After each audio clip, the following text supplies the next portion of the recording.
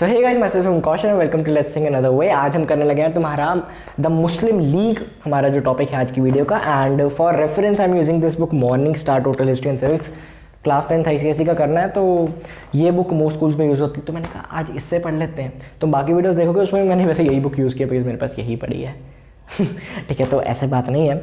बाकी आज अगर तुम्हें कुछ अलग लग रहा है so I am dressed in this T shirt पहन के आगे, टी शर्ट बोलते कि शर्ट बोलते इसे, वट एवर, मैं पहन के आ गया बिकॉज यार आज बहुत ज़्यादा गर्मी थी। फ़ैन में चला नहीं सकता क्योंकि तुम्हें आवाज़ आएगी। तो आई वॉज जस्ट लाइक कि भाई शर्ट पहनो, जो भी बोलते हैं इसे शर्ट या टी शर्ट, मुझे नहीं पता, यही नहीं पता मुझे कैसा टीचर बनूंगा मैं। एनीवेज, तो मैं बस आ गया। ठीक है, इनफैक्ट कुछ नहीं, बाल भी नहीं देखे कैसे हैं, कुछ नहीं, बस आ गया। और ना आज कुछ लिखा बिकॉज मुझे ऐसा था कि जब मैं लिखता था ना तो मेरा ध्यान इधर जाता था कि ये है ये है ये है। आज की वीडियो वुड बी कि द मुस्लिम लीग मैं पढ़ रहा हूँ तुम्हारे साथ। मैं भी कोई बहुत बड़ा नहीं हूँ तुमसे, और ना ही ऐसा है कि मैं टीचर हूँ या समथिंग। तुम भैया बोल लो, ब्रो बोल लो, कुछ भी, शुभम बोल लो, मुझे फ़र्क नहीं पड़ता। बट हाँ, गाली गोली नहीं। ठीक है, आई एम जस्ट सेइंग कि मैं तुम्हारा भाई टाइप से कुछ भी मान लो, तो तुम्हारे साथ मैं ये चैप्टर पढ़ूंगा एंड तुम बोर भी नहीं हो गए। नहीं तो ऐसा कई बार होता है ना कि बंदे बोर हो जाते हैं, तो एटलीस्ट तुम बोर नहीं हो गए। अपने साथ में बुक खोल लो अपनी हिस्ट्री की एंड चलो पढ़ते हैं। So without wasting further time, the growth of communalism. अब कम्युनलिज्म देखो, ग्रोथ ऑफ कम्युनलिज्म है। Growth of what? Communalism. Communalism क्या होता है? अलग अलग कम्युनिटीज़ का बनना, उसे बोलते हैं कम्युनलिज्म। अलग अलग कम्युनिटीज़ के बीच में दरारें पड़ना, डिफरेंसेस क्रिएट होना, मे बी हेटरेट भी बनना, उसे बोलेंगे हम कम्युनलिज्म। कम्युनलिज्म, कम्युनिटीज़ काफ़ी तरीके की हो सकती हैं। जैसे होता है ना कि अलग अलग कम्युनिटीज़ हैं, ये रिलीजन के बेस पे भी हो सकती हैं, हिंदू मुस्लिम ऐसी वाली कम्युनिटीज़, ये अलग भी हो सकती है, पंजाबीज़ अलग, हरियाणवीज़ अलग, कैसे भी कम्युनिटीज़ बना सकते हो, राइट। तुम जैसे कोई भी तुम्हारी क्लास में भी कोई कम्युनिटी हो, एक है पूरे जो मतलब प्ले बॉयज़ वगैरह हैं, और एक दूसरी कम्युनिटी है जो पूरे मतलब जैसे सच्चे आशिक हैं, एक ही साइड से वन साइडेड लवर्स है, कम्युनिटीज़ होती हैं भाई। आई डोंट नो, ठीक है, जो भी तुम्हारी क्लास है। हाँ, अब ऐसा सीरियस हो जाओ। The Hindus and the Muslims had lived together in India for centuries, right. इतना था हमें पता है। They had developed some common ways of life. Since both the communities were exploited by the British, they fought together during the First War of Independence in 1857. Such a unity between the two communities posed a danger to the British imperialism. Imperialism का मतलब होता है कि जब कोई, जैसे British for example यहाँ पे कहते हैं, ब्रिटिशर्स कोई और देश पे राज करने आ गए, उसको अपनी कॉलोनी बना दिया, उसको अपने अंडर ले लिया, उसे बोलेंगे इंपीरियलिज्म। ठीक है, इंपीरियलिस्टिक ब्रिटिश, और इस प्रोसेस को इंपीरियलिज्म बोलते हैं। एनीवे, इस पैरा का सिंपल सा मतलब है कि हिंदू और मुस्लिम बहुत सालों से इकट्ठे रह रहे थे। ठीक है, अब पास की हिस्ट्री जब 9th में पढ़ी, अब मैं एक एक पॉइंट समझाने लग गया, पहले कौन से राजा आए, फिर कौन सा, वो दिक्कत होगी। ठीक है, हमें पता है कि क्या क्या हुआ था और कैसे कैसे हुआ। ठीक है, मुगलों का राज काफ़ी देर तक चला था, उससे पहले हिंदुओं की मतलब राज काफ़ी बड़ा था। ठीक है, गुप्ता एम्पायर वगैरह ऐसे काफ़ी चीज़ें आई थी। तो इन सब के दौरान हिंदू और मुस्लिमों ने साथ में रहना सीख लिया था। उन्होंने एग्री कर लिया था कि हम डिफरेंट हैं थोड़े बहुत एक दूसरे से। ठीक है, हमारी आइडियोलॉजीज़ वगैरह थोड़ी बहुत डिफरेंट है, पर हमने रहना तो साथ में ही है। तो वो कहते थे कि कोई बात नहीं, मतलब उनको कोऑपरेट करना आ गया था। तुम्हारी क्लास में तुम जब स्टार्टिंग में होते हो, मे बी तुम्हारे ऐसे लड़ाई वड़ाई काफ़ी हो जाए, बट एक पॉइंट के बाद तुम्हें कोऑपरेट करना आ जाता है कि बुलाएंगे नहीं चाहे एक दूसरे को, मे बी बुलाए ना एक दूसरे को, बट एक क्लास में रहेंगे, लड़ाइयाँ नहीं करेंगे। ठीक है, तो वो नज़रिए से हमें आ गया था, और नहीं, हम भाईचारे से भी रहने शुरू कर दिया था हमने। ठीक है, ऐसी बात नहीं। The uprising of the 1857 made the British realize that they had to divide the two communities in order to prolong their rule in India. They therefore tried to show the seeds of discord between them to riding clothes of nationalism. तो अब देखो, Britishers आए। अब जैसे तुमने वो सुना होगा ना कि एक लकड़ी को तोड़ना आसान है, रादर देन जो एक गुच्छा हो जाए उसको तोड़ना बहुत मुश्किल है। तो वही चीज़ जब ये लोग, हम हिंदू और मुस्लिम इकट्ठे रह रहे थे, ठीक है, तो तब ब्रिटिशर्स के लिए काफ़ी दिक्कत थी बिकॉज हम साथ में मिलकर ब्रिटिशर्स के अगेंस्ट लड़ रहे थे। तो उन्होंने क्या चाहा कि भाई ऐसे नहीं चलेगा। वो सोच रहे थे यार कुछ तो करना पड़ेगा, इनके बीच में कुछ ऐसी दरार डालनी पड़ेगी, नहीं तो ये हमें ख़त्म कर देंगे। ठीक है, उनमें डर था एक। So they encouraged the communal forces to wreck the national movement from within. They dubbed the national movement as a movement for establishing the Hindu kingdom in India and encouraged the Muslims to set up their own separate political organization. It was the British division policy that led to the rise of communal trend and the formulation of Muslim League in 1906. तो Britishers ने ये कहना शुरू कर दिया कि भाई ये जो नेशनल मूवमेंट चल रही है ना, ये जो कांग्रेस वगैरह आ गई है, ये लोग चाहते हैं कि ब्रिटिशर्स को हटाएं और हिंदू राज ले आएं। ब्रिटिशर्स को हटाएं और हिंदू राज ले आएं। सिलेक्टिव यूज ऑफ वर्ड्स करते थे ब्रिटिशर्स। ठीक है, ताकि जब हम लोग चले जाए तो हिंदू राज आ जाए, आपका बहुत नुकसान होगा। तो इसलिए इनको अपोज करने के लिए आप अपनी एक और कम्युनिटी बना दो, ठीक है। मतलब जब ये मुस्लिम लीग की बात हुई तो उन्होंने इनकरेज किया, उन्होंने साथ दिया। जैसे कि पहले भी ये चीज़ हुई थी, तुमने पढ़ा होगा पिछले चैप्टर में, जब अर्ली नेशनलिस्ट वगैरह लोग आए थे, जब कांग्रेस की स्थापना हुई थी तो काफ़ी जो वाइसरॉय था उस टाइम पे, ही हेल्प्ड, उन्होंने प्रमोट किया था, सपोर्ट किया था कि ठीक है तुम सही कर रहे हो, करते रहो। पर एक पॉइंट के बाद क्या हुआ, जब उनको पता लगा कि नहीं नहीं नहीं, तुम ना थोड़ा सोशल की तरफ जाओ, कि ये जो तुम्हारी सती प्रथा है, ये वो चीज़ें थोड़ी बहुत जो हैं अपेरेंटली थी, इन सब को सही करने में लगाओ तुम अपना टाइम। ये कहा हमारे पॉलिटिकल में ना आओ। जब वो पॉलिटिकल में आने लग गए तो वो मतलब सपोर्ट खत्म हो गया, तो ब्रिटिशर्स कांग्रेस के अगेंस्ट हो गए। पहले उनके साथ थे, अगेंस्ट हो गए। वैसे ही अब ये, ठीक है, तो मुस्लिमों कहने लगे कि भाई तुम अगेंस्ट हो जाओ। तो वो बस ये चाहते थे कि ये आपस में लड़ते रहें, आपस में कुछ भी करते रहे, हम तक ना पहुंचे, ये बात हम तक ना पहुंचे, राइट। तो हमारी अथॉरिटी पे कोई सवाल ना खड़े करे, बस ये चीज़ वो चाहते थे। अब एक बंदा सवाल इकट्ठा करेगा, उसको मार दिया जाएगा, उसको मतलब जेल में डाल दिया जाएगा, कुछ भी किया जाएगा, डजंट मैटर। बट पूरा इंडिया जब इकट्ठा हो जाए तब इनको कोई नहीं हरा सकता, वो उनको भी पता था और हमें भी आज पता होने की ज़रूरत है ये, right. So factors leading to the formation of the Muslim League पढ़ लेते हैं। पहला, loss of sovereignty by the Mughal rulers. अब ब्रिटिशर्स जब आए थे तो उससे पहले मुगल रूलर्स थे ना, लाइक लास्ट में मुगल एम्पायर थी जब मैंने स्टार्ट हुआ था, आई थिंक औरंगजेब के टाइम में। और उसके बाद तुमने पहले चैप्टर में पढ़ा होगा, मतलब तब तो ईस्ट इंडिया कंपनी आई थी। तो कहाँ है फर्स्ट वॉर ऑफ इंडिपेंडेंस में हमने पढ़ा था बहादुर शाह सफ़र के डिसरिस्पेक्ट करी वगैरह सब किया, तो उनकी जो पोजीशन वगैरह थी उनसे उनको हटा दिया गया। तो फैक्टर्स हम अभी क्या पढ़ रहे हैं कि मुस्लिम लीग तक क्या क्या चीज़ें हुई, फैक्टर्स क्या क्या थे जिसकी वजह से हम उसकी तरफ बढ़ रहे हैं, राइट। तो एक तो ये चीज़ हुई कि मुगल रूलर्स की जो रिस्पेक्ट वगैरह थी वो कम हो गई, जो अपेरेंट रिस्पेक्ट के, जैसे मैंने तुम्हें बताया ना कि उनको अपनी उनकी पोजीशन से हटा दिया, तो वो सब हो गया obviously, right. Therefore the Muslims became bitter of the enemies of the British. तो ब्रिटिशर्स, मुस्लिम ब्रिटिशर्स के अगेंस्ट हो गए ये चीज़ से, और वो चाहते थे कि ब्रिटिश डोमिनेशन एंड हो जाए इंडिया में। They also took part in the uprising of 1857, और 1857 की जो तो हमने पहला चैप्टर पढ़ा था उसमें मुस्लिमों ने भी, जैसे मैंने पहले ही बताया था कि हिंदू और मुस्लिमों ने साथ में वो चीज़ करी थी, right. This made the British view them with suspicion. The British government consciously discriminated against the Muslims, holding them responsible for the uprising of 1857. However, after the 1870s, British government changed its attitude and followed the policy of appeasing the Muslims in order to undermine the national movement. They sowed the seeds of the dissension between the two communities and encouraged the separatist and communal tendencies. अब यहाँ पे क्या हुआ, simple सा फंडा, पहले जैसे मैंने तुम्हें कहा मुस्लिमों को ऐसा होने लग गया कि ये अगेंस्ट है जी, इन्होंने हमारे मतलब काफ़ी डिसरिस्पेक्ट किया हमारे जो एम्परर्स वगैरह थे उनका, जो कि मुस्लिम थे, जो कि मुगल्स थे, राइट। एक वो चीज़, तो मुस्लिमों को मुस्लिम इनके अगेंस्ट थे, राइट। जो मुस्लिम थे, मुस्लिम्स और ब्रिटिशर्स अगेंस्ट खेल रहे थे। ब्रिटिशर्स भी इनको काफ़ी हेट करते थे, ये वर्सेस चल रहा था यहाँ पे, ठीक है। जब 1857 की जब अपराइजिंग हुई, ठीक है, पहले चैप्टर हमने पढ़ी, तो ब्रिटिशर्स ने इनको बहुत दोष दिया कि इनकी वजह से ही हुई है, इनकी वजह से ही हुई है, ETC ऐसे चीज़ें कहने लग गए।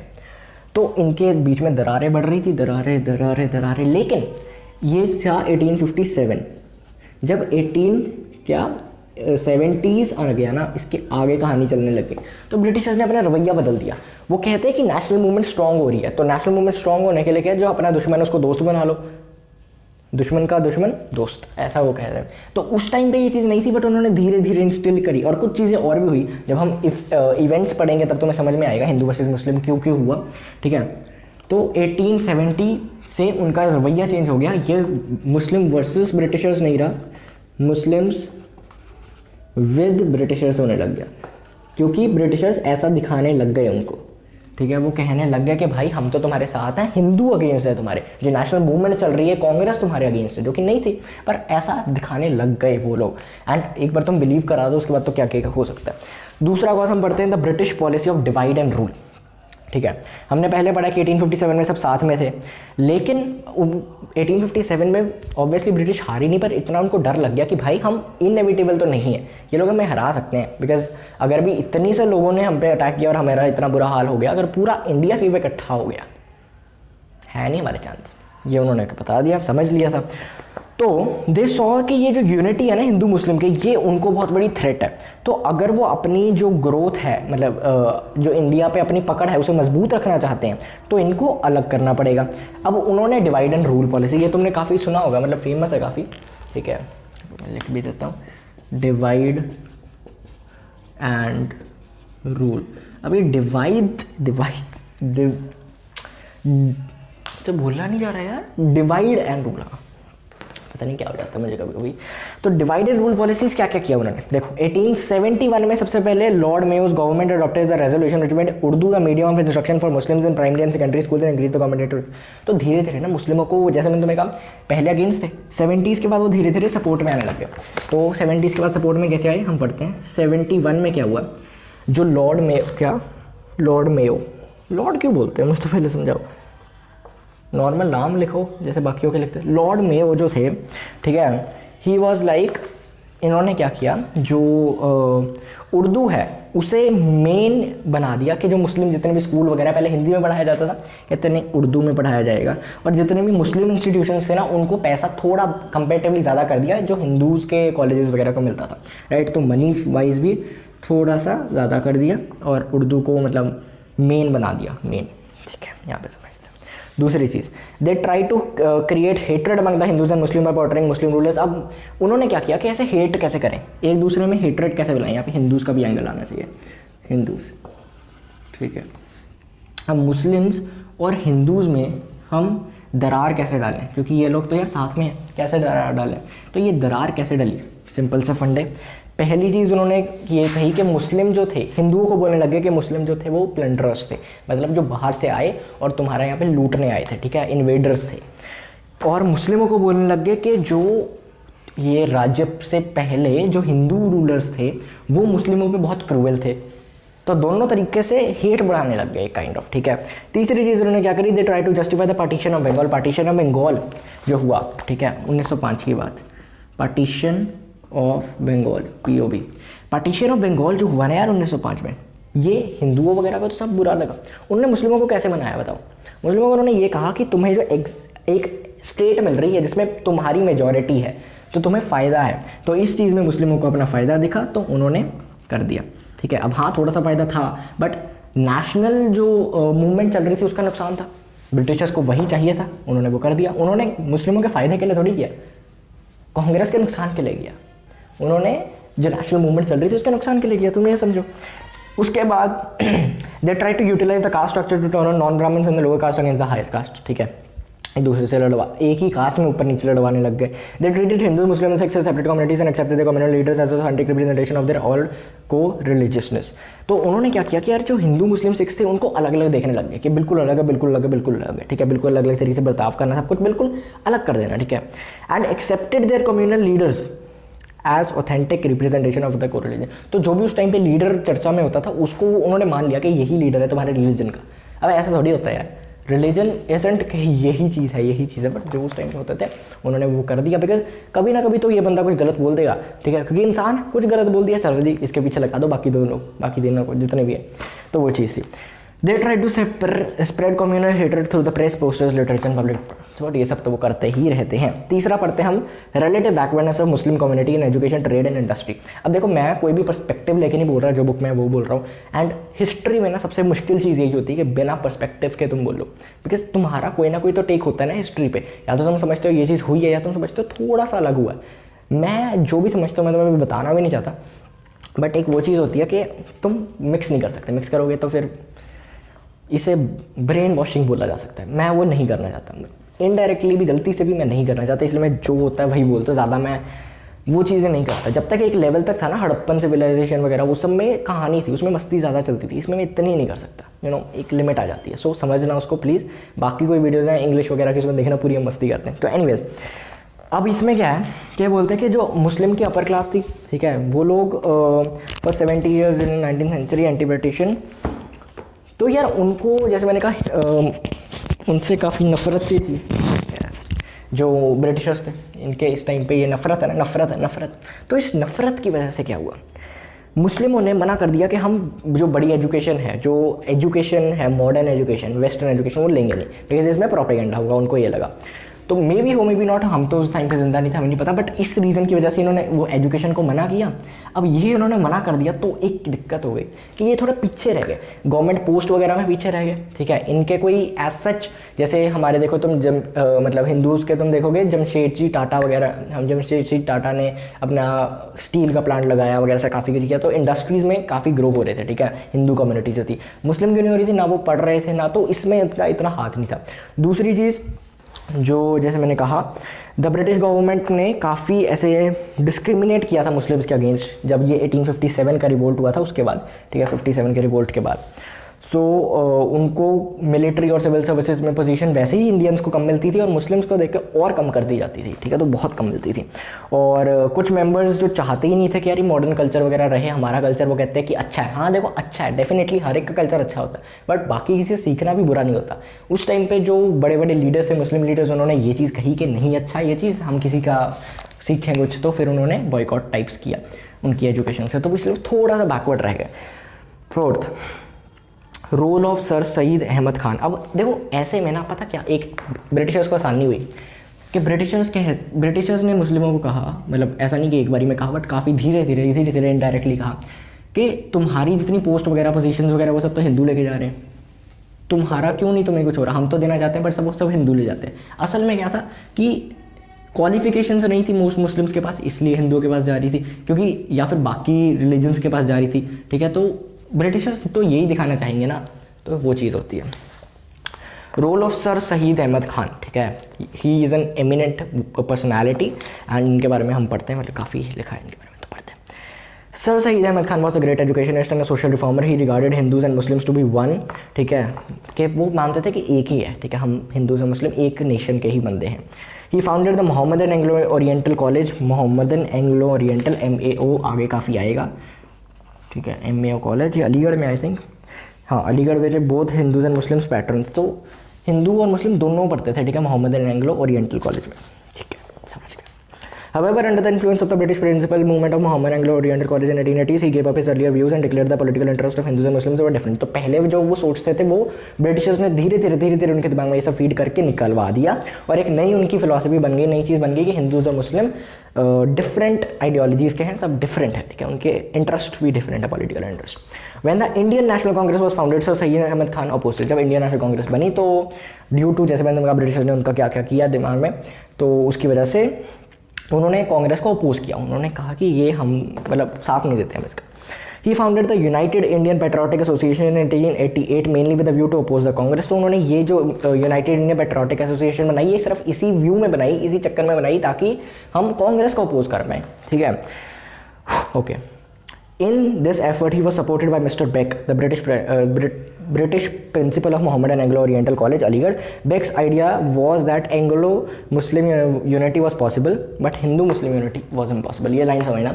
तो वो जो बेक था, बेक एक प्रिंसिपल था ऑफ दिस कॉलेज जो कि ब्रिटिश का था, ठीक है।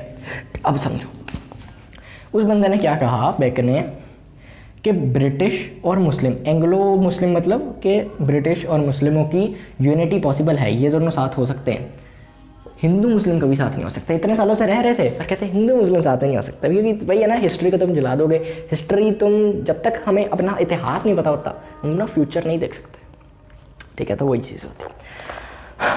It was said that Sir Sayyid Ahmad believed that since the Hindus formed a majority of Indian population, they would dominate the Muslim case. तो वो ऐसा ना थोड़ा एक डर भी पैदा हो गया था मुस्लिम नेशन में, जैसे स्पेशली सर सईद अहमद खान ऐसा सोचने लग गए थे कि अगर ब्रिटिशर्स चले गए तो मेजॉरिटी इंडिया में कौन है, हिंदूज़ है, तो हिंदूज़ राज मिलेगा, हिंदूज़ को ही सब अपॉर्चुनिटीज़ मिलेंगी, मुस्लिम पीछे रह जाएंगे। इसलिए वो चाहते थे कि ब्रिटिशर्स रहें यहाँ पे, तभी मुस्लिमों का फ़ायदा है, पर ऐसा था नहीं, बट ऐसा he was made to believe, तुम ये कह सकते हो, right?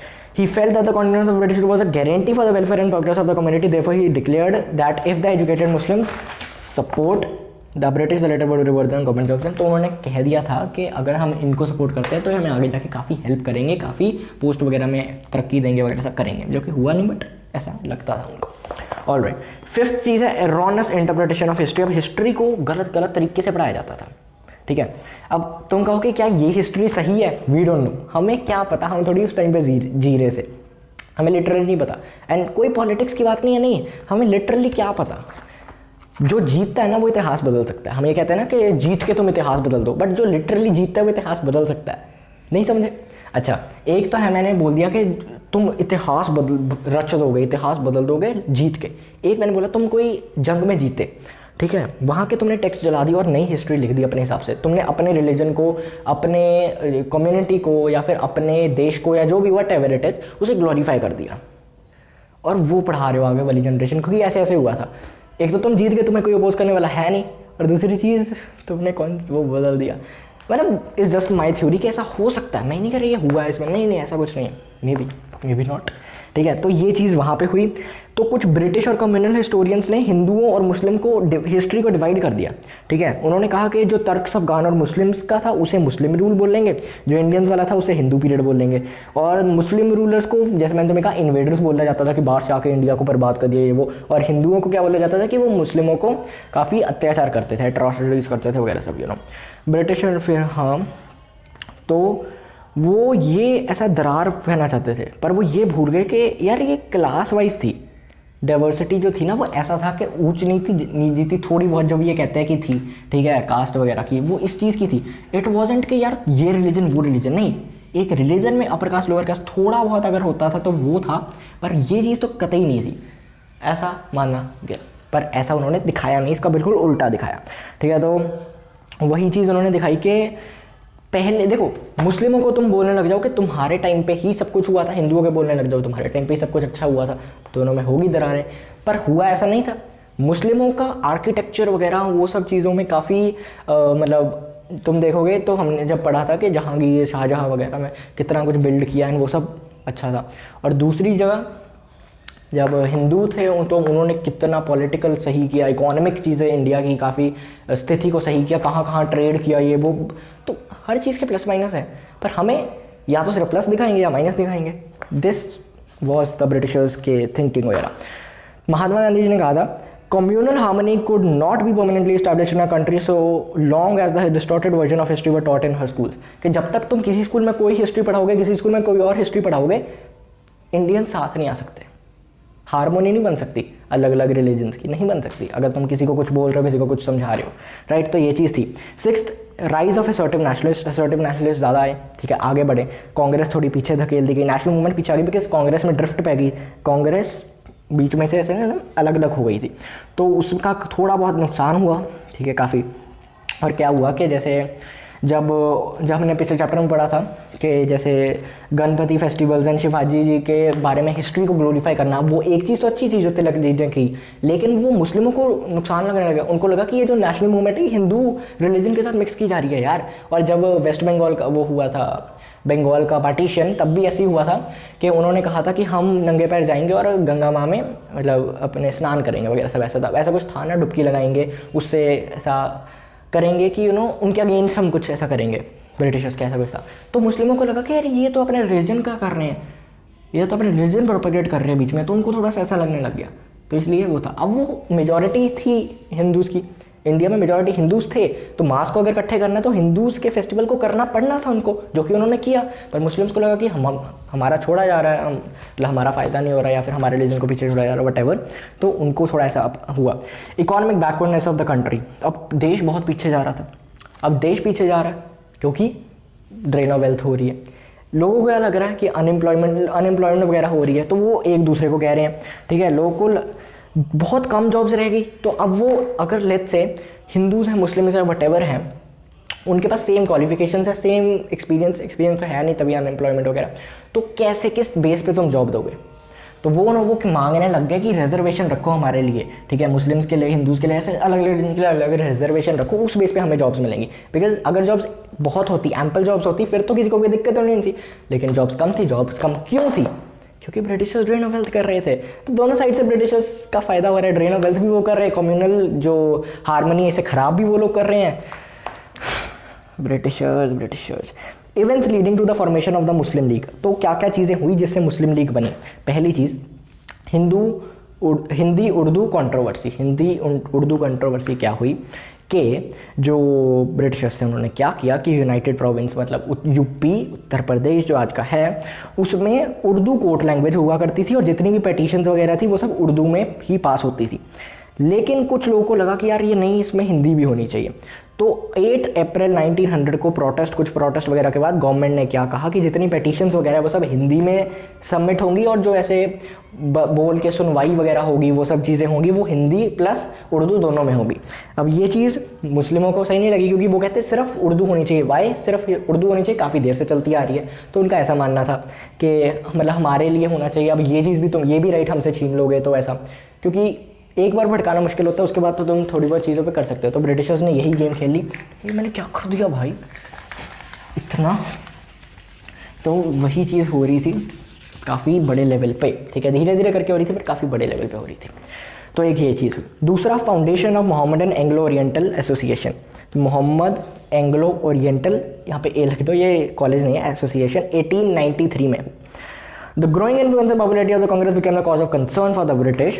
So, in order to counter the growing influence of the Congress, the British encouraged the formation of Mohammed and Oriental Defense Association in 1983. तो ब्रिटिशर्स ने कहा यार तुम भी अपनी एसोसिएशन से बनाओ, तुम भी बनाओ, इनके अगेंस्ट जाओ, इनके अगेंस्ट जाओ। अब फ़ायदा उनके अगेंस्ट जाने पे ब्रिटिशर्स का होना है, पर उन्होंने विश्वास दिला दिया कि फ़ायदा होगा मुस्लिम्स का। तो वही चीज़ है। अच्छा हो गया।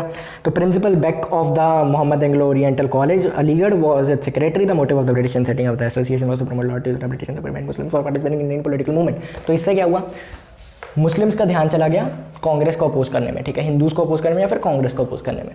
अब तुम कहोगे मैं हिंदूज को कांग्रेस के साथ क्यों एसोसिएट करूँ, बिकॉज मोस्ट जो मुस्लिम्स थे वो निकल गए थे, बिकॉज मुस्लिम लीग बनाने, ठीक है, मैं कोई ऐसा कुछ और नहीं बन रहा, जो बुक में है वही सब बोल रहा हूँ, ठीक है। तो ये चीज़ होने लगी, ये इनसे लड़ेंगे, ब्रिटिशर्स को कोई हाथ भी नहीं लगाएगा, ये अपना काम करते रहें, निकालते रहें पैसा, ऐश करते रहें, वो सब वो चाहते थे। The Aligarh politics. Nawab Mohsin ul Mulk led the Aligarh movement after the death of Sir Saeed in 1898. The Aligarh movement worked to instill into the minds of the Muslim spirit loyalty toward the British government and worked deliberately to keep the Muslims away from mainstream of Indian politics life. तो ये सब होने लग गया है ना। तो जो मुस्लिम लीडर्स थे वो लॉयल्टी दिखाते थे कि हम ब्रिटिशर्स से लॉयल हैं, ब्रिटिशर्स से लॉयल है। क्यों लॉयल है, मैंने तुम्हें स्टार्टिंग में बता दिया कि उनको डर था कि अगर ये चले गए तो हम पे खतरा आ जाएगा। तो जब हिंदी उर्दू कॉन्ट्रोवर्सी हुई 1900 में, 1900 क्या बोलते हैं, 1900 में, the Nawab was the secretary of the MAU college trust. He criticize the government. उन्होंने गवर्नमेंट को क्रिटिसाइज किया कि हिंदी एंड उर्दू आप यूपी में लेके आ रहे हो, इनको इक्वल राइट्स नहीं देने चाहिए, यहाँ पे उर्दू ही चलेगी। एंड जो लेफ्टिनेंट गवर्नर था उस टाइम पे यूपी का, वो नाराज़ हो गया, वो उसे गुस्सा चढ़ गया। उसे वो इतनी देर से ब्रिटिश और मुस्लिम इकट्ठे आने की कोशिश कर रहे थे, पर वो लेफ्टिनेंट को, वो गवर्नर को गुस्सा चढ़ गया मुस्लिमों के अगेंस्ट के, तुमने मेरे फैसले पे कैसे बोल दिया, राइट। तो वो चीज़ हो गई। एंड उन्होंने डिमांड किया कि ये जो नवाब है या तो ये रिज़ाइन कर दे या फिर इसे एगिटेशन, गवर्नमेंट की एगिटेशन से दूर होना चाहिए, ये हमारे बीच में नहीं आना चाहिए, जो तुम प्रोटेस्ट वगैरह कर रहे हो इस बंदे को निकाल दो। तो वो उसे ऐसे गुस्सा चढ़ा, इनमें फिर से दरार आने लग गई इस स्पेस पे, ठीक है। All right, partition of Bengal हुआ, फिर हम ये भी पढ़ते हैं। तो इस एक लाइन और रह गई कि जब ये दरार और बढ़ने लगी, फिर लोगों को लगा कि यार हमें अपनी भी एक पॉलिटिकल ऑर्गेनाइजेशन होनी, कब तक हम ब्रिटिशर्स पे निर्भर रहेंगे, हमारी अपनी भी एक पॉलिटिकल ऑर्गेनाइजेशन होनी चाहिए। इस बेस पर उनको लगने लगा, बिकॉज ये भी दुश्मन बनते जा रहे हैं हमारे। पार्टीशन ऑफ बंगाल का तुम्हें पता है कि क्या हुआ था, पर पार्टीशन ऑफ बंगाल वैसे तो बुरी चीज़ थी, but Britishers made Muslims believe कि अच्छी चीज़ है तुम्हारे लिए। वाई, बिकॉज तुम्हें यहाँ पे एक सेपरेट स्टेट मिलेगी, सेपरेट मेजॉरिटी स्टेट मिलेगी। अब अगर तुम्हें थोड़ी बहुत टीवी की आवाज़ आ रही हो तो इग्नोर करना, और कॉपीराइट ही ना आ जाए प्लीज़, बिकॉज मेरे घर वाले, मैंने कह के आया था कि टीवी खोली रखना, पर नहीं रखते, क्या कर सकते हैं, struggles of being a YouTuber, you know. So अगला पॉइंट पढ़ते हैं, Muslim deputation to the viceroy Lord Minto. अब यहाँ पे क्या हुआ, मुस्लिमों ने ना अपनी एक डेप्यूटेशन मतलब कि कुछ लोगों का, मतलब उनके मेन लोगों का इकट्ठ भेजना। तो वो मिलने गए थे वाइसरॉय लॉर्ड मिंटो से। क्यों मिलने गए थे, ताकि अपने रिलीजन के बारे में कुछ प्रोपेगेट कर पाए, अपने रिलीजन के कुछ राइट्स ले पाए वगैरह सब कर पाए, ठीक है। हम पढ़ते हैं आगे। तो कुछ ऐसा ऑपोजिशन होने के लिए, मुस्लिम्स को यूज़ करके कांग्रेस पे कुछ अलग ऑपोजिशन बनाने के लिए वाइसरॉय ने एक कमेटी बिठाई, ओरोडेट कमेटी, कि वो एक लेजिस्लेटिव काउंसिल को ना खींचने का कोशिश करें। अब लेजिस्लेटिव काउंसिल की जब ये बात होगी कि लेजिस्लेटिव काउंसिल को हम बड़ा कर रहे हैं, एक्सपैंड कर रहे हैं, मतलब कि अगर पहले 20 बंदे होते थे, फॉर एग्जाम्पल, मुझे नहीं पता था कितने होते थे, तो अब वो 25 हो जाएं या फिर 30 हो जाएं। तो जैसे अब ये लेट्स से 10 + 10 हुए, तो हर एक वो चाहेंगे कि हमें और रिप्रेजेंटेशन मिले। अगर 10 और ब्रिटिशर्स आ गए तो क्या फ़ायदा, तो वो मुस्लिम चाहेंगे कि हम और आएँ, बीच में 10 में से एटलीस्ट 4, 5, 6 हमें मिले, तो वो चीज़ हो। हिंदूज वही, तो कांग्रेस अलग चाहेगी अपनी चीज़ें, ठीक है, कांग्रेस भी लिख देता हूँ, ठीक है, तो वो चीज़ हो। अब ये चीज़ बन रही थी, तो इसलिए वो मिलने गए। तो मुस्लिमों को लगा कि यार अब तो कुछ करना पड़ेगा, नहीं तो ये भी सीट कांग्रेस लेगी, फिर तो हमारी रिप्रेजेंटेशन और कम हो जाएगी। तो दैट्स वाई वो वाइसरॉय से मिलने गए। अब Archibald new principal of MAO made the following suggestion in the context of the address. तो क्या क्या चीज़ें उन्होंने मेन रखी कि क्या क्या हम मतलब बोलना चाहेंगे। पहला, the address should begin with the proclamation. तो यहाँ का जो अब का प्रिंसिपल था बदल गया था, ठीक है, ये क्या है, आर्चीबिल्ड बन गया था। आर्चीबिल्ड ने कहा कि तुम कैसे बात करोगे, क्या अगर तुम जा रहे हो वहाँ से मिलने तो क्या क्या बोलोगे वहाँ पे जाके, क्योंकि मुस्लिम जाएंगे, ये तो ब्रिटिशर ये थोड़ी जाएगा। तो उसने बताया कैसे बोलोगे। सबसे पहले बोला कि एक तो तुम शुरू ऐसे करना कि हम ब्रिटिशर्स के साथ लॉयल हैं, ऐसा सब उनको बोलना, ठीक है। दूसरा उनको कहना कि यहाँ पे ना हमें डर है कि जनरल सिस्टम ऑफ इलेक्शंस मुस्लिमों के अगेंस्ट है, तो जनरल सिस्टम मत करो। तीसरे में फिर वो बोले कि हमें थोड़ी माइनॉरिटी है मुस्लिम्स, इसलिए हमें नॉमिनेशन और रिप्रेजेंटेशन मिलना चाहिए रिलीजन बेसिस पे। ऐसा नहीं है कि इसके बेस पे होता है ना कि तुम जितने पॉपुलेशन है तुम्हारी उस हिसाब से तुम्हें सीटें मिलेंगी, ये इस बेस पे नहीं होना चाहिए। वो बोले कि हमारी पॉपुलेशन बहुत कम है पर हमें सीटें ज़्यादा मिलनी चाहिए बिकॉज हम इंपॉर्टेंट हैं, कम है बट इंपॉर्टेंट है, ठीक है, ऐसा बोलते। तो address was prepared incorporating this suggestion. Delegation of 35 influence Muslims, 35 गए लोग, ठीक है, पूरे देश से जो इन्फ्लुएंशियल सबसे मुस्लिम्स थे वो गए, लेड बाय आगा खान। आगा खान आगे भी आएंगे आई थिंक, है ना, इंपॉर्टेंट नेम आगा। यहाँ पे तुम्हें दिख रहा है, आई डोंट नो, यहाँ तक कैमरा है नहीं, यहाँ पे लिख देता हूँ आगा खान, ठीक है, ये चीज़ इंपॉर्टेंट नेम, इंपॉर्टेंट पर्सन, ठीक है। ये शिमला में मिलने गए, मतलब कल ये नहीं, इन्होंने लेड किया 35 और लोगों को, 34 और लोगों को, सॉरी। तो ये लोग मिलने गए 1 अक्टूबर 1906 को एंड इन्होंने अपनी डिमांड्स रखी। पहली, रिप्रेजेंटेशन मुस्लिम्स को के मिले। अब यार ये चीज़ तुम बच्चे ना समझ नहीं पाते। देखो एक ना प्रोविंशियल मतलब कि जो भी प्रोविंस है, प्रोविंस मतलब कोई भी एरिया है, शहर है, वहाँ पे इलेक्शंस हो रहे हैं तो वहाँ पे इनको रिप्रेजेंटेशन मिले, ठीक है, लोगों को अलग रिप्रेजेंटेशन मिले। जो कम्युनल प्रोविंसेस इलेक्शन वगैरह की बात हमने पिछले चैप्टर में करी थी, बट अभी थोड़ा बता देता हूँ। हिंदू कोई खड़ा है, मुस्लिम कोई खड़ा है। अब यहाँ पे कोई मुस्लिम खड़ा है तो उसे सिर्फ मुस्लिम ही वोट डाल सकते हैं। मुस्लिम जो है कोई बंदा नॉर्मल मास मुस्लिम, वो हिंदू को वोट नहीं डाल सकते। हिंदू जो है मुस्लिम को, वो तो सिर्फ ये आपस लीडर्स को नहीं लड़ा रहे, या आपके मास को भी लड़ा रहे हैं, दिस वर्सेस दिस। तो एक लीडर लड़ेगा तो क्या हो जाएगा, बट मास लड़ेगी तो फर्क पड़ेगा ना। तो वो वही चाहते थे, वो वही कर रहे थे, ठीक है। वो अभी आगे करेंगे, but Minto Morley Minto reforms वगैरह में चलो पढ़ते हैं, ठीक है। तो ये जो 5 पॉइंट्स है एक बार पढ़ लेना, ठीक है, ज़्यादा कुछ फ़र्क नहीं है, एक ही जैसे ही हैं कि जैसे रिप्रेजेंटेशन दो मुस्लिम्स को जो नॉर्मल बेसिस पे, और लेजिस्लेटिव असेंबली पीरियड में भी थोड़ी बहुत हमें चाहिए, अलग कॉन्स्टिट्यूंसीज चाहिए, अलग सीटें चाहिए, और मुस्लिमों को हमें नॉमिनेट करो तुम वाइसरॉय काउंसिल के लिए, और थोड़ा स्टेट एड भेजो और थोड़े पैसे वगैरह भेजो फॉर मुस्लिम यूनिवर्सिटीज़, ठीक है। तो ये सब चीज़ें थी। वाइसरॉय ने बड़ी आदर से इनका स्वागत किया और उनको कहा कि आपको राइट्स अपने धीरे धीरे मिलते रहेंगे, ठीक है, ऐसा उनको आश्वासन दे दिया। कोई राइट नहीं दिया, आश्वासन दे दिया। Formation of the Muslim league. अब मुस्लिम डेप्यूटेशन तो सक्सीड हो गया, उनको मोटिवेट करने, तो मुस्लिम से मोटिवेट हो गए कि हम अपनी पॉलिटिकल ऑर्गेनाइजेशन चला सकें क्योंकि हम अच्छे से बात करके आए हैं, ठीक है। तो उनको ऐसा लगा।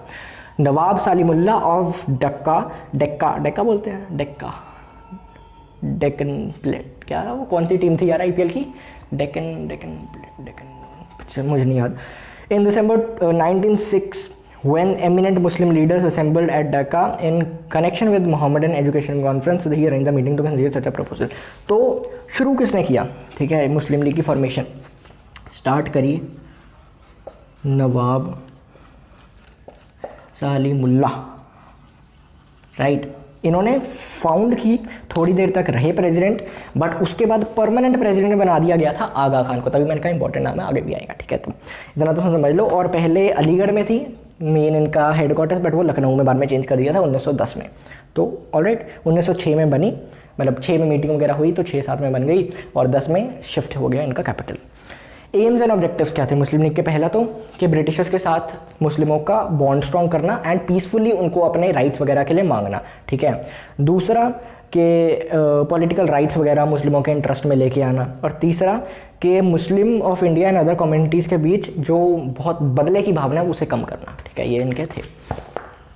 Impact of the Muslim league of the national movement. अब क्या असर पड़ा, ये जो तुम्हारी मुस्लिम लीग है बन गई, ठीक है। तो मुझे यार पसीना काफ़ी आ रहा है बिकॉज पक्का वगैरह नहीं चलाया, फ़ैन वगैरह नहीं चलाया, तुम्हें आवाज़ आती ज़्यादा।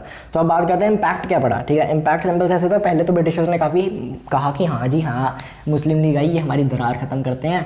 ठीक है, मुस्लिम और ब्रिटिशर्स के हम ठीक है साथ में इन्होंने अपना साथ में कर लिया। ठीक है, बॉन्ड बनाने की कोशिश करी कि क्योंकि उनको पता था कि ये मुस्लिम लीग आ गई तो ये सीधा कांग्रेस को टक्कर देगी और ये आपस में मिलते रहेंगे, हम तो अपना कर लेंगे।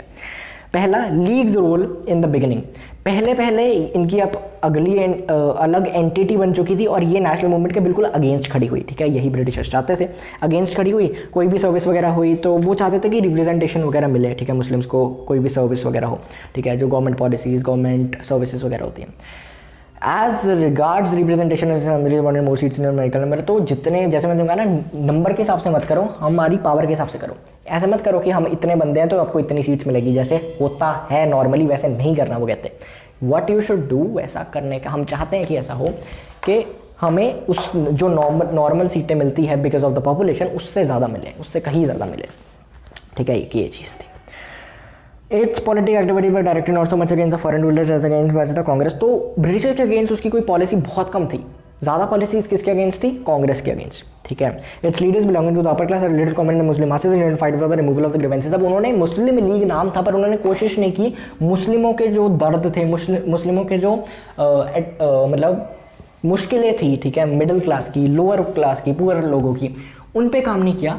बस किसके अगेंस्ट रहे? कांग्रेस के अगेंस्ट रहे। और क्योंकि ये अमीर लोग थे, इनको उससे फ़र्क भी नहीं पड़ता था। ठीक है, जो मेजॉरिटी थे वो अमीर मुस्लिम्स थे। ठीक है, तो वो चीज़ थी, अपर मुस्लिम्स, वो चीज़। गवर्नमेंट का सपोर्ट कैसे मिला लीग को? तो पहले तो लॉर्ड मिंटो ने, मतलब बनी ही लॉर्ड मिंटो और वाइसरॉय के मदद से थी ना, जब वो मीटिंग करके आए उसके बाद बनी। तो उन्होंने फिर डिमांड करी मुस्लिम लीग ने कि एक सेपरेट इलेक्टोरेट्स करा दो, जो कि उन्होंने मान लिया था मॉर्लिमेंटो रिफॉर्म्स कह दी, मॉर्लिमेंटो जो एक्ट आया था।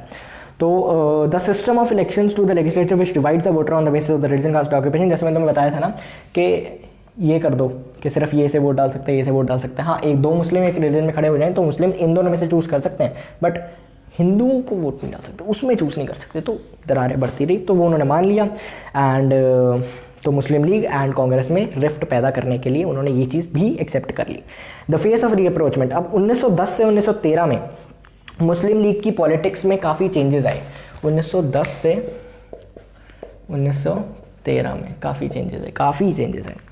वाई? बिकॉज देखो, पहला तो उनकी ना ब्रिटिशर्स के साथ अनबन होने लगी। क्यों होने लगी? पहला तो जो ब्रिटिशर्स ने टर्की के साथ हॉस्टिलिटी रखी इन द टर्को इटालियन वॉर। ठीक है, टर्क और इटालियंस का जब वॉर हुआ था वो सब हुआ था। फिर बाल्कन वॉर जो हुए उनका, मतलब ये एग्जैक्ट हिस्ट्री पढ़नी, ये तुम कहीं देख लेना। फिर ऑटोमन एम्पायर वगैरह का भी आया था, तो उन सब की वजह से काफ़ी मतलब हुआ था। और बंगाल का जब वो पार्टीशन ख़त्म हो गया तब भी उनसे विश्वास उठ गया। उन्होंने क्या कहा था कि तुम्हारा फ़ायदा है मेजॉरिटी स्टेट, अगर वो पार्टीशन रिवोक हो गया तो वो मेजॉरिटी स्टेट का गया। ठीक है, ऑब्वियसली, तो फिर वो उनके अगेंस्ट होने लग गए धीरे धीरे, तो वो चीज़ें होने लग गई। एंड मतलब जो यंग मुस्लिम्स थे उनको लगा कि यार ये जो ज़्यादा ही लॉयल है ना ये लोग, ब्रिटिश वगैरह, हमें पसंद नहीं है ये सब। तो उन्होंने मतलब काफ़ी इन्फ्लुएंस हुए और उनको लगा यार कि नेशनल सेंटिमेंट सबके हैं, अगर हमारा देश है तो हमें भी तो वो करना चाहिए जो वो मतलब कांग्रेस कर रही है, वो गलत थोड़ी कर रही है। तो ऐसा उनको लगने लगा। ठीक है, अब कांग्रेस और लीग के कैसे रिलेशन थे? ब्रिटिश गवर्नमेंट ने पहले तो अगेंस्ट किया जब टर्किश के और बाल्कन कंट्रीज़ को, इनका टर्क वर्क बाल्किश कंट्रीज़ हुआ था, और बाल्किश कंट्रीज़ को ब्रिटेन ने, मतलब इंग्लैंड ने सपोर्ट कर दिया। अब उनको सपोर्ट किया मतलब टर्की का विरोध किया। अब टर्की तुम कहोगे इतनी इंपॉर्टेंट क्यों? टर्की यार एक ऐसी जगह है, मतलब Turkey was the central hub of Muslims. And जो टर्की का मेन बंदा था, मुझे नहीं पता क्या प्रेसिडेंट या क्या बोलते हैं, दैट वॉज मुस्लिम्स का मेन बंदा, नॉट प्रेसिडेंट या कुछ सिर्फ देश का नहीं, मुस्लिम्स का काफ़ी इंपॉर्टेंट था बंदा। ठीक है, तो वो चीज़ थी। And the Indian Muslims stood up and launch the खिलाफत मूवमेंट। अब खिलाफत मूवमेंट लगाई तो जो कांग्रेस ने ना, उन्होंने खिलाफत मूवमेंट को पूरा सपोर्ट किया। कहते सही बात है यार, हमें भी इनकी डिमांड्स को पूरा करना चाहिए। और नॉन कॉपरेशन मूवमेंट में खिलाफत मूवमेंट को मानने की मांग रखी। नॉन कॉपरेशन मूवमेंट कहते उसमें मांग रखी स्पेशली मुस्लिम्स के लिए। तो उनके रिलेशन धीरे धीरे अच्छे होने लग गए। ठीक है, एक दूसरे के लिए चीज़ें करने लग गए। राइट, तो यहाँ पे हुआ। अब लखनऊ पैक्ट में इनकी सुलह हुई थोड़ी बहुत। लखनऊ पैक्ट में क्या है? The Lucknow pact refers to the joint scheme of political reforms agreed to by both the Congress and the Muslim League in 1916 regarding the structure of the government in the Hindu and relation between the Hindus and Muslim. According to this pact the Congress acted accordingly. तो दोनों ने कुछ अपनी जो मतलब मांगे थी उन्हें हटाया, जो अपने डिफरेंसेस थे उन्हें थोड़ा बहुत डिसॉल्व किया और साथ में आ गए इन द लखनऊ पैक्ट। क्या कहाँ है? लखनऊ पैक्ट में। अब लखनऊ पैक्ट क्या है इसी वीडियो में बता दूं। मैंने सोचा था पार्ट 2 बनाऊंगा, बट चलो अभी कर देते हैं।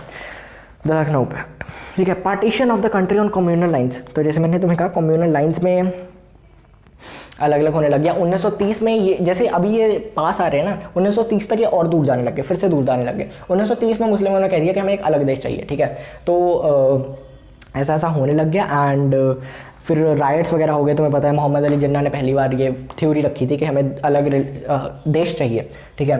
तो 1947 में ऑब्वियसली जब इतने दंगे होने लग गए वगैरह से तो उनको करना ही पड़ना था, तो उन्होंने किया था, ठीक है, पाकिस्तान। अब ये चीज़ ब्रिटिशर्स ने ही बीज बोया था, ठीक है, तो वो समझ लेना। The Lucknow pact, the period during the first world war में काफ़ी कुछ हुआ, ठीक है, इंडिया में भी, क्योंकि उनको समझ आता था ये जब लोग इकट्ठे हो रहे हैं तो काफ़ी दिक्कत होगी। अब सर्कमस्टांसेस क्या हुए? एक तो यार इतने सर्कमस्टांसेस वगैरह पढ़ने होते थे ना। इंटरनेशनल इवेंट्स काफ़ी हुए। टर्की की ऑटोमन एम्पायर जब गिर रही थी उनको काफ़ी फाइट करना पड़ा, यू नो, उससे। एंड ये लाइन जो मैं कह रहा था, the Sultan of Turkey was regarded as the Caliph for the religious head of the Muslims. और जितनी भी मुस्लिम होली प्लेसेस थी ना वो टर्की एम्पायर के बीच में ही लाई करती थी। तो उन्होंने सपोर्ट किया उनको, तो उनके अगेंस्ट हो गए ऑब्वियसली। फिर खिलाफत मूवमेंट वगैरह हुई एंड सही है। नेशनल इवेंट्स भी काफ़ी हुए, ठीक है। मुस्लिम लीग ने पहले तो काफ़ी मतलब उनके अगेंस्ट थे, बट धीरे धीरे उनका एटीट्यूड शिफ्ट हुआ एंड वो कांग्रेस दोनों साथ में आने लग गए। एंड कुछ मुस्लिम leaders like Abul Kalam Azad and Ali brothers, उन्होंने इस अपॉर्चुनिटी का हेल्प किया कि मुस्लिम्स में भी यार देशभक्ति की भावना आए, ठीक है, तो उससे आई। एंड तीसरी चीज़ के जो तिलक थे वो जेल से रिहा हो गए 1914 में। उन्होंने फिर आपस में इनकी काफ़ी मतलब इकट्ठे करने लग गए। And under the seditious meeting act some prominent Muslim leaders were arrested, the Muslim League and Congress closer. अब तुम कहोगे मुस्लिमों के अरेस्ट होने पे ये क्लोज कैसे आए? मुस्लिम अरेस्ट हुए तो ये अगेंस्ट हो गए, ये अगेंस्ट हो गए, तो ये अगेंस्ट होंगे तो ऑब्वियसली ये साथ में होंगे। शुरू भी यही हुआ था ना कि ये साथ हुए थे इसलिए ये अगेंस्ट हुए थे, तो वही चीज़ हो रही है। Changes in the objectives of the Muslim league. Muslim league की पहले तो सिर्फ ये था ना कि हमें कांग्रेस को अलग करना है और हम मुस्लिमों को हमें वो सब चाहिए, रिप्रेजेंटेशन वगैरह चाहिए। तो इन्होंने अब थोड़े से चेंज कर दिए कि हमें ब्रिटिशर्स की से आज़ादी चाहिए, या फिर एटलीस्ट जैसे ऑस्ट्रेलिया वगैरह में होता है वैसा चाहिए, यू नो, कि कॉलोनी हो बट होम रूल हो हमारा, एटलीस्ट वो चाहिए हमें। बिकॉज इनके अंडर रहेंगे तो हमेशा डर के रहेंगे, हमारा कुछ नहीं हो पाएगा, राइट। अब compromise between the two factions of the Congress. अब जैसे मैंने कहा कि दोनों जो थे असर्टिव नेशनलिस्ट और अर्ली नेशनलिस्ट, वो दोनों साथ में आए, वो दोनों ने कुछ कॉम्प्रोमाइज़ किए एंड वो लोग साथ में आ गए। एंड या Tilak rejoin the Congress in 1916 played a major role. सही है। Terms of the Lucknow pact. Lucknow pact पहले यार ये मुंबई में मिले, सब लोग इकट्ठे हुए एंड कांग्रेस ने भी अटेंड किया मुस्लिमों का, जो मुस्लिम लीग का वो था, जो मुस्लिम लीग का जो मीटिंग थी वो कांग्रेस के लीडर्स ने अटेंड करी। एंड उन्होंने यार साथ में एक कॉन्स्टिट्यूशनल रिफॉर्म्स बनाए। कुछ चीज़ें उन्होंने कहा कि चलो हम छोड़ते हैं, कुछ चीज़ें उन्होंने कहा हम छोड़ते हैं, डिफरेंसेस खत्म करके पास में आते हैं। लखनऊ पैक्ट क्रिएट हुआ। अब वो लखनऊ पैक्ट में पहली चीज़ बोली थी abolition of the Indian council. तो दोनों मिलके, कांग्रेस और मुस्लिम लीग मिलके क्या करेगी, इंडियन काउंसिल का अबॉलिशमेंट करेगी। मतलब ये मांग रखेगी कि इंडियन काउंसिल खत्म करो। इंडियन काउंसिल क्या है कि बाहर से ना पहले ऑर्डर्स आते थे कि इंडिया में क्या क्या होगा, वो चीज़ नहीं होनी चाहिए।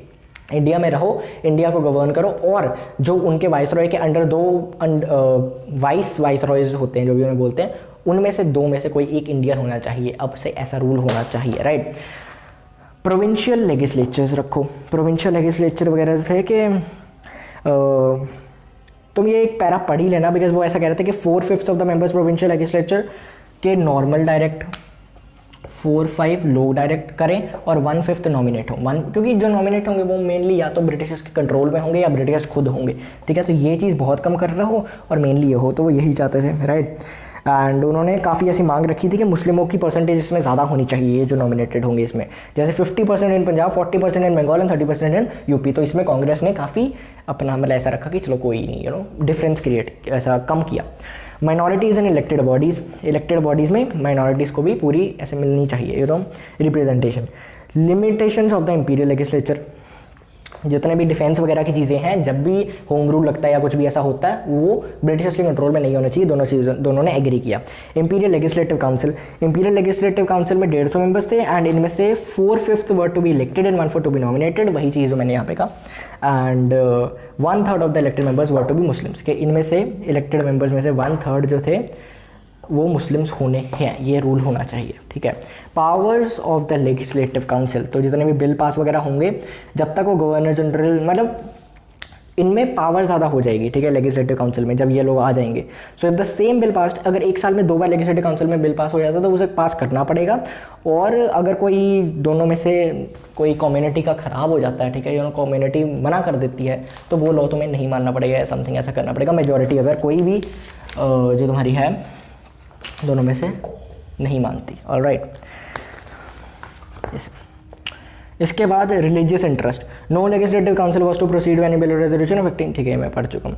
Separation of judicially from executive, judiciary को एग्जीक्यूटिव से अलग करो, मैंने पिछली वीडियो में समझाया था। जुडिशियली मतलब कोर्ट वगैरह, एग्जीक्यूटिव मतलब पुलिस वगैरह, इनको अलग रखना है। पुलिस वगैरह के पास राइट नहीं होना चाहिए कि कोई बंदा कितनी देर जेल रहेगा, ये वो करेगा, वो अलग होनी चाहिए बॉडी, ठीक है, ये सब होना चाहिए। सिग्निफिकेंस क्या है लखनऊ पैक्ट की, अब ये देख लेना यार, पिछली बार तुम्हें ये चैप्टर में से काफ़ी कुछ रिड्यूस हो गया था, इस बार अभी तक तो नहीं होगा, चलो पूरा पढ़ लेते हैं, बाद में मे भी हो जाए अगर कोविड वगैरह, I don't know. Hindu Muslim unity काफ़ी इकट्ठे आई, ठीक है। इसके बाद तुम्हें पता है कि मुस्लिम लीग ने काफ़ी एक्सेप्ट किया कि इलेक्शन वगैरह करते हैं, और मतलब काफ़ी चीज़ें हुई। तो इन्होंने 1916 से 1922 तक साथ में मिलकर काफ़ी काम किया।